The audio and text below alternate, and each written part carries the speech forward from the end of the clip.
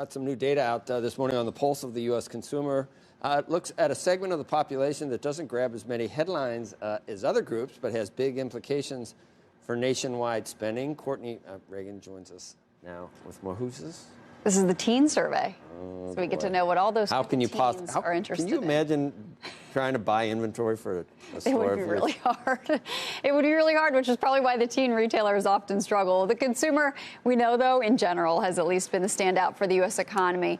But we know the economy itself is showing signs of slowing. Teens also are spending less. Nearly a third of the 9,500 teens in the 38th biannual Piper Jaffray survey says the economy is getting worse. It's up from a quarter a year ago. Further, teens are spending 4% less than they were last fall. They're spending 10% less than they were in the spring, and that's hitting the lowest level since the fall of 2011 in this survey. Now, when they are spending, males still spend the most on food. Females are spending the most on clothing, though apparel spending overall is down 3% from last year for the group. Nike remains the top brand for 9 years running, coming in slightly stronger than last year as the preference for athletic brands continues with teens. American Eagle Outfitters is the second favorite apparel brand for at least the fourth straight survey.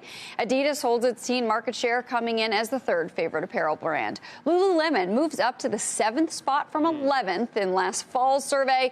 That actually is the highest spot that Lululemon has seen yet in this survey. Now, teens are shopping increasingly online, but for beauty, 91% of them prefer to shop in-store.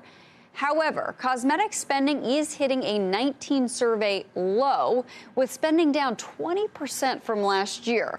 Ulta does further its lead as the top beauty destination when they're buying beauty, gaining 5 percentage points from the spring, as second place Sephora falls by 9 percentage points. For more of the survey, you're going to want to check out CNBC.com because it has 67 pages of data of all sorts of things that teens like: footwear, video consumption, and more.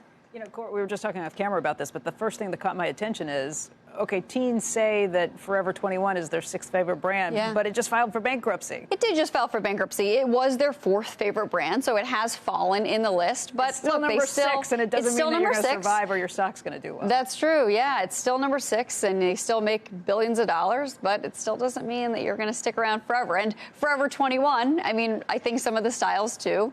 Teens are growing out of that. They're aging out of it. They're moving on. I guess it speaks to the nature of how fleeting and how fickle these shoppers in particular are. Absolutely, absolutely. I think, many of my cohorts look at each other like, oh, we used to shop there, many years ago. Not 21 anymore, right? Not 21, and you're not capturing sort of that new consumer.